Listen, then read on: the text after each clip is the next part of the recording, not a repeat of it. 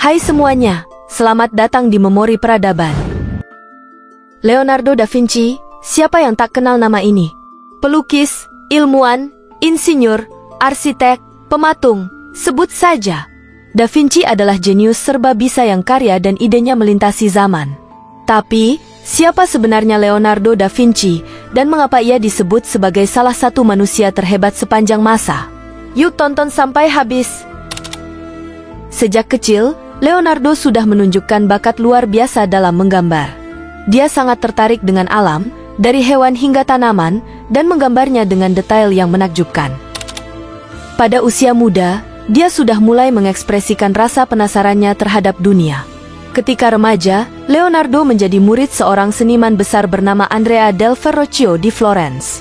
Di sana, dia belajar teknik melukis, memahat, dan banyak ilmu lainnya.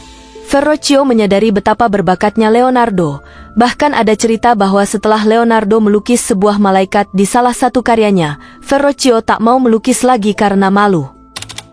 Leonardo mulai menunjukkan kelasnya sebagai seniman berbakat melalui karya-karya awalnya, seperti lukisan Baptist of Christ dan Ginevra de Benci.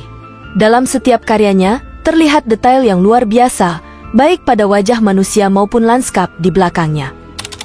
Tapi Leonardo bukan hanya seorang seniman. Dia juga ilmuwan yang sangat ingin tahu tentang cara kerja tubuh manusia. Dengan cara yang belum pernah dilakukan orang lain, Leonardo mulai membedah mayat untuk memahami anatomi manusia dengan lebih baik. Sketsa-sketsa anatominya sangat akurat dan tetap menjadi acuan hingga saat ini. Satu hal yang membuat Leonardo begitu spesial adalah dia tak hanya berfokus pada seni. Dia juga tertarik pada teknologi dan sains. Dia membuat banyak sketsa alat-alat yang sangat inovatif, seperti helikopter, tank, dan berbagai mesin lainnya. Banyak dari idenya baru terwujud ratusan tahun setelah kematiannya. Salah satu karya Leonardo yang paling terkenal tentu saja adalah Mona Lisa. Lukisan ini dikenal karena senyumnya yang misterius, yang terus memicu perdebatan di kalangan sejarawan seni. Apa yang membuat Mona Lisa tersenyum seperti itu? Hingga kini, tak ada yang benar-benar tahu. Selain Mona Lisa, The Last Supper juga menjadi karya legendaris Leonardo. Lukisan ini menggambarkan momen dramatis ketika Yesus mengumumkan bahwa salah satu muridnya akan mengkhianatinya.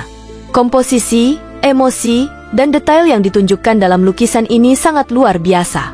Tidak hanya sebagai seniman, Leonardo juga dikenal sebagai insinyur dan arsitek. Dia bekerja pada berbagai proyek teknik militer dan bahkan merancang rencana untuk membangun kota-kota yang lebih efisien dan sehat. Dengan imajinasi tanpa batasnya, dia terus mencari solusi inovatif untuk berbagai masalah. Leonardo menghabiskan banyak waktunya di Milan, di mana ia bekerja sebagai insinyur militer dan seniman resmi di bawah perlindungan Duke of Milan, Ludovico Sforza. Di sini, ia mendapatkan lebih banyak kebebasan untuk mengembangkan ide-ide barunya, dari perancangan senjata hingga proyek-proyek seni besar. Leonardo hidup di masa Renaissance, di mana seni, ilmu pengetahuan, dan filsafat berkembang pesat. Dia adalah seorang humanis sejati yang percaya bahwa pengetahuan tentang dunia harus diungkap dari berbagai sudut pandang. Dengan sikap inilah, dia berinteraksi dengan banyak ilmuwan dan filsuf hebat lainnya. Leonardo juga dikenal karena buku catatannya. Dia menulis ribuan halaman catatan, berisi sketsa, gagasan, dan penemuan. Menariknya, dia menulis dalam tulisan cermin, sehingga hanya bisa dibaca jika dilihat melalui cermin. Mengapa dia melakukan ini? Beberapa mengatakan itu karena kebiasaan, yang lain berpikir itu untuk menjaga kerahasiaan. Salah satu sketsa Leonardo yang paling terkenal adalah Vitruvian Man.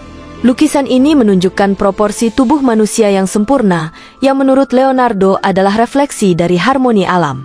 Sketsa ini menggabungkan seni dan sains dengan cara yang hanya bisa dilakukan oleh seorang jenius seperti dia. Meskipun usianya semakin tua, Leonardo tidak pernah berhenti berkarya. Hingga akhir hidupnya, dia terus menggali rasa penasarannya tentang dunia, membuat sketsa-sketsa dan menulis catatan hingga napas terakhirnya. Leonardo da Vinci meninggal pada tahun 1519 di Prancis. Namun, warisannya terus hidup hingga hari ini. Ia meninggalkan jejak yang tak terhapuskan dalam sejarah seni, sains, dan teknologi. Di seluruh dunia, karya-karya Leonardo da Vinci masih terus dipelajari dan dikagumi. Baik itu dalam bidang seni maupun sains, kontribusi Leonardo tetap relevan hingga ratusan tahun setelah kematiannya. Banyak dari ide-ide Leonardo yang baru bisa direalisasikan di era modern. Misalnya, desain pesawat terbang dan kendaraan yang ia buat baru menjadi kenyataan berabad-abad setelah dia menggambarnya. Bahkan beberapa teknologi modern, seperti helikopter dan robot, terinspirasi oleh desain dan sketsa yang dibuat Leonardo lebih dari 500 tahun yang lalu. Hari ini, kita masih bisa melihat karya-karya besar Leonardo di museum-museum terkenal. Orang-orang dari seluruh dunia datang untuk mengagumi Mona Lisa di Louvre atau The Last Supper di Milan. Leonardo da Vinci bukan hanya seorang seniman, dia adalah seorang visioner yang melampaui batas-batas zaman. Dari seni hingga sains, dari teknologi hingga filsafat, dia terus menginspirasi generasi baru untuk berpikir di luar kotak dan mengejar pengetahuan tanpa batas. Gimana pendapat kalian tentang seniman hebat ini? Tuliskan pendapat kalian di kolom komentar. Terima kasih sudah menonton video ini. Jangan lupa like, komen, share, follow, dan subscribe Memori Peradaban untuk kisah-kisah menarik lainnya. Sampai jumpa di video berikutnya.